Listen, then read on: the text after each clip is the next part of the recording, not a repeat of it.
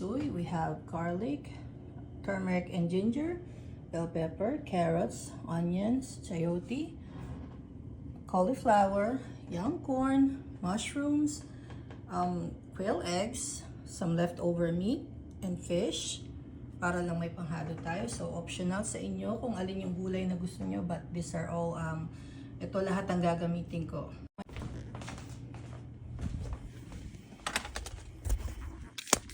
So, nagpainit na ako ng mantika. Lagyan na natin yung bawang. Sutayin natin yung bawang. My friend, lagyan na natin yung onions.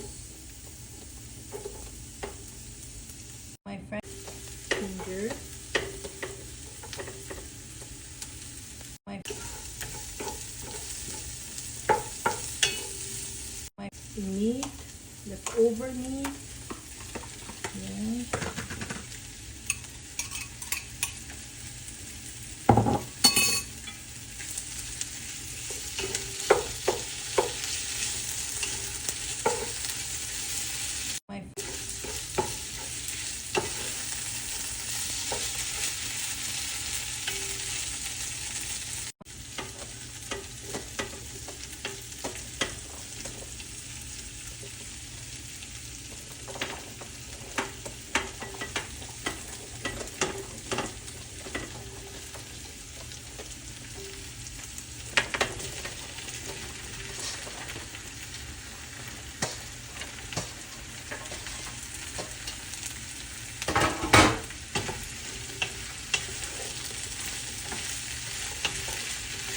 Unahin natin matitigas na gulay. Palambutin natin sila muna.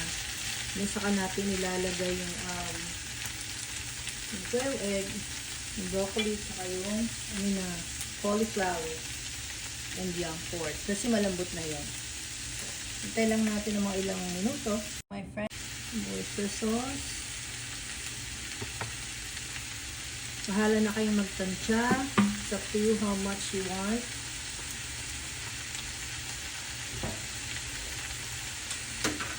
Some salt, maybe 1 teaspoon, 1 tablespoon.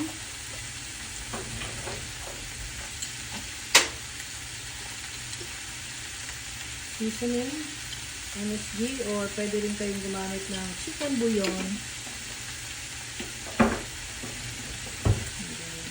Pepper.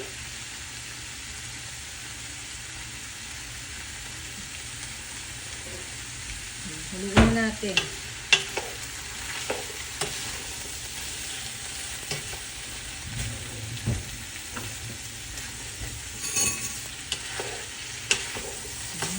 Look at that. Maganda na.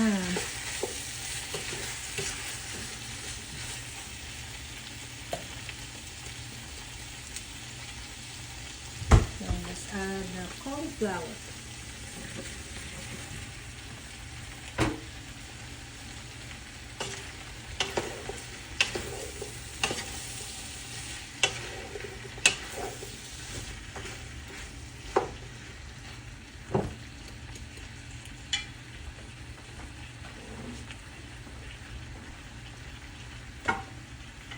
Young corn, quail egg, and our mushroom. There you go.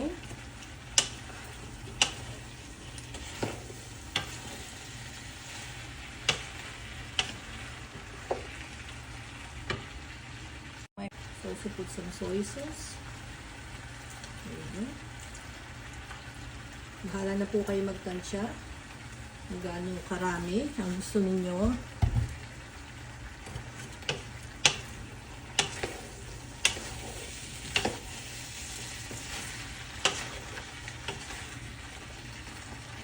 Then we'll just add a little water. My friend, cups of water. And we'll wait till it simmers. And palambutin yung ating mga ingredients. Ayan. Cover na natin. Wait natin maybe mga 10 minutes. Balikan natin mamaya. My friend, I guess mariready na ang ating chop suey. Okay na to.